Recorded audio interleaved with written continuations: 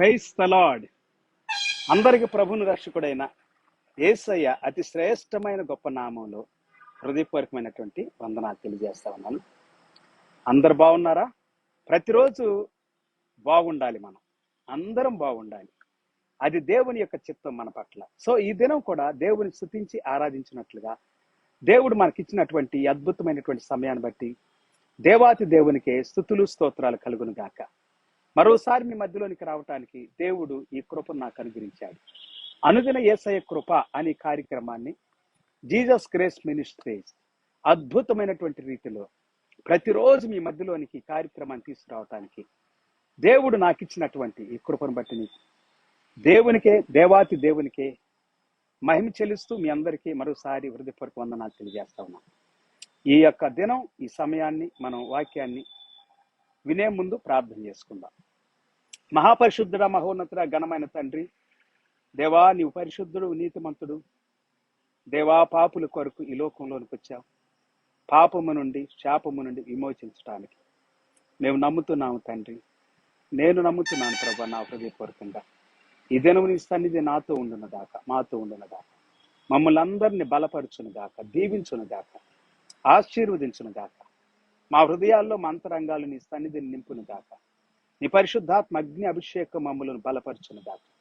ఈ దినం కూడా నాతో మాతో మాట్లాడండి, మా హృదయాలతో మాట్లాడండి, మా అంతరంగాలతో మాట్లాడండి. Speak to us Lord, to our hearts, to our minds, to our souls. అద్భుతమైన నీ మాటలు మాకు వినిపించమని, దీవించమని, రోగాలతో, వ్యాధులతో, బాధలలో, కష్టాల్లో, నిందల్లో, అవమానాల్లో ఉన్న ప్రతి బిడ్డను ఆదరించమని ప్రార్థిస్తున్నా. ఈ దినం నీ వాక్యము నాతో మాతో మాట్లాడి మమ్మల్ని బలపరుచును గాక. మహిమ ఘనత నీకే చెల్లిస్తూ యేసు నామములో స్తుతించి ప్రార్థించి వేడుకుంటున్నాము తండ్రి, ఆమేన్. ఓకే పిల్లారా, ఈ దినం కూడా దేవుని యొక్క వాక్యంలో నుండి అద్భుతమైనటువంటి విషయాలు మనం విందాం. ప్రతిరోజు మనం వింటా ఉన్నాము. మత్తయి సువార్త 16వ అధ్యాయము 18వ వచనంలో యేసు ప్రభు చెప్పిన మాట, నా సంఘాన్ని నేను కడతాను. దాన్ని పురస్కరించుకొని ఆయన కట్టేవాడని, అది మాత్రమే కాదు కానీ ఆయన ప్రభువులకు ప్రభు అని, రాజులకు రాజు అని, దేవాతి దేవుడని మనం చెప్పుకుంటా ఉన్నాం. నిన్నటి దినం, మొన్నటి దినం అద్భుతమైనటువంటి విషయాలు విన్నాం. యేసు క్రీస్తు వారు ప్రభులకు ప్రభువు, ఆయన ప్రభువై ఉన్నాడు. ఆయన దావీదు కుమారుడు మాత్రమే కాదు పిల్లారా. ఈ భూమి మీద ఆయన మానవుడిగా ఉన్నప్పుడు ఆయన దావీదు కుమారుడిగా వచ్చాడు అంతే. కానీ యేసు క్రీస్తు వారు ఈ లోక సంబంధమైనటువంటి శరీర రీతిగా వచ్చినటువంటి వాడు మాత్రమే కాదు. నేను చెప్పుకున్నాను చాలా విషయాలు, అద్భుతమైనటువంటి విషయాలు. ఎంత గొప్పవాడు యేసు ప్రభు.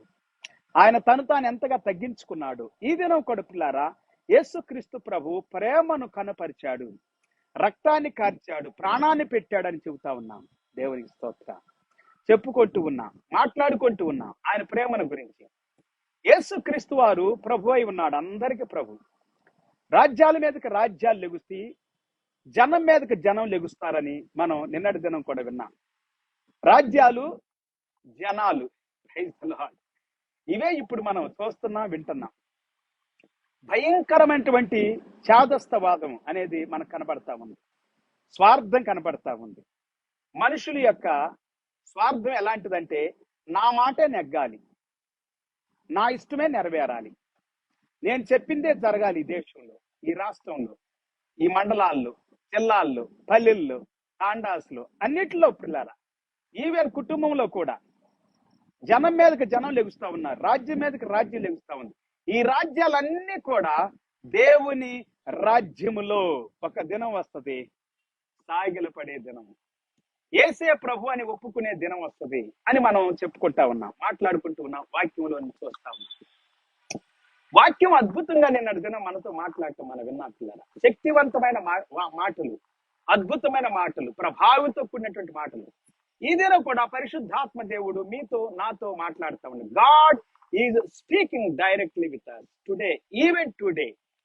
ఈ దినం కూడా పరిశుద్ధాత్మ దేవుడు మనతో మాట్లాడుతూ ఉండగా ప్రభువుకి మన యొక్క స్వరాన్ని ఇద్దాం, దేవునికి మన హృదయాన్ని ఇద్దాం, అంతరంగములో దేవుని యొక్క స్వరం వినేటట్లుగా మనల్ని అప్పగించుకుందాం.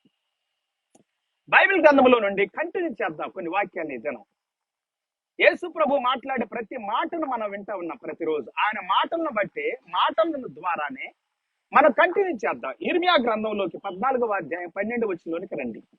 Jeremiah chapter 14 verse 12. వారు ఉపవాసం ఉండినప్పుడు నేను వారి మొరను వినను, వారు దహన బలి అయినను నైవేద్యమైనను అర్పించినప్పుడు నేను వాటిని అంగీకరింపను. ఖడ్గము వలన, క్షామం వలనను, తెగులు వలనను వారిని నాశనము చేతును. ఎవరినండి? దేవుని మాటకు లోబడిన వారిని, దేవుని ద్వారా కట్టబడినటువంటి వారిని, పరిశుద్ధాత్మ ద్వారా, పరిశుద్ధమైనటువంటి ఆత్మ ద్వారా కట్టబడినటువంటి వారు లైవ్ అయిపోతారు. అవును, ఎన్ని మార్లు గద్దించిన విననొల్లని వాడు తిరుగు లేకుండా తాత్తుగా నాశనం అయిపోతాడు. అతని యొక్క అవిధేయతే, అతని యొక్క తిరుగుబాటు అతన్ని నాశనం చేస్తుంది, చంపివేస్తుంది. పిల్లలు రోగంతో చనిపోతాడు, కొన్నిసార్లు పాపంతో చనిపోతాడు, శాపంతో చనిపోతాడు. ఈ దినాల్లో చాలా మంది దేవుని మాట వింటలేదు. దేవుని బిడ్డలతో వాక్యం మాట్లాడుతూ ఉంది. నీవు దేవుని చేత కట్టబడుతూ ఉన్నప్పుడు, దేవుడిని కడుతున్నప్పుడు దేవుని మాట వినాలి. నీ జీవితాన్ని కడుతున్నప్పుడు, నీ హృదయాన్ని, నీ అంతరంగాన్ని బలపరుస్తున్నప్పుడు నువ్వు బలపడాలి. మీరు బలపడాలి. You must be strengthened, you must be builded up when God is ready to build up and strengthen you. Praise the Lord. దేవునికి మన జీవితాన్ని అర్పించాలి. we must give up our lives to God, to the Father, to the heavenly God. God is heavenly. Praise the Lord. నీ ఉపవాసం ఉండగాని దేవుడు నీ ప్రార్థన వినడాన్ని దేవుడు వాక్యం ఇక్కడ స్పష్టంగా చెబుతా ఉంది. పిల్లారా, నేను వారి మొరను వినను. నువ్వు ఎంత, చాలా మంది ఉపవాసాలను గోజాడతారు, చాలా మంది బాగా కన్నీళ్లతో ప్రార్థన చేస్తారు. ఏమి లాభం? నువ్వు దేవుని మాట వినకుండా, కనికరం చూపకుండా, దేవుని చేత కట్టబడటానికి ఇష్టపడకుండా, దేవుని వాక్యాన్ని నిన్ను అర్పించుకోకుండా, లోబడకుండా, దేవుడు ఏం చెబుతున్నాడు అది వినకపోతే నువ్వెంత ప్రార్థన చేసినా వ్యర్థం లేదు. ప్రార్థన చేస్తారు బాగా, కానీ కనికరం ఉండదు, జాలి ఉండదు. దేవుని మాట, దేవుని వాక్యం ఏమని చెబుతా ఉందో దానికి లోబడరు, దాన్ని చేయరు.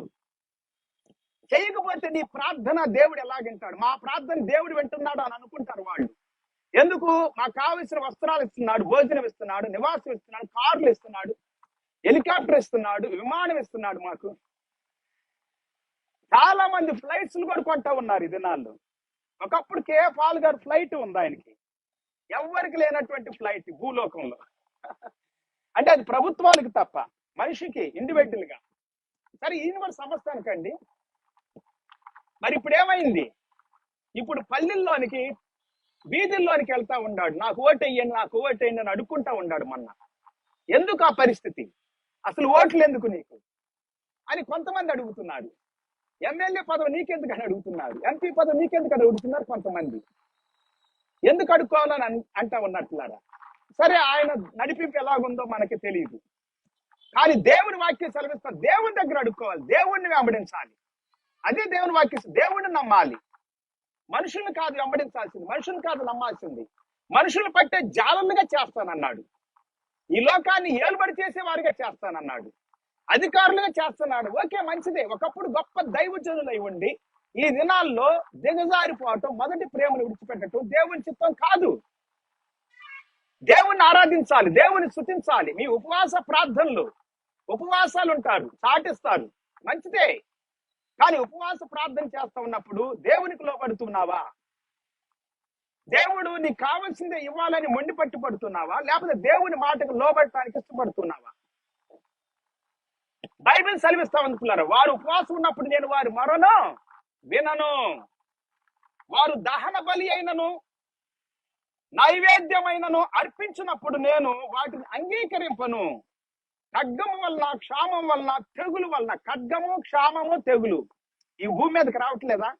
ఖడ్గం వస్తుంది కదా, క్షామం వస్తుంది కదా, తెగుళ్ళు వస్తున్నాయి కదా.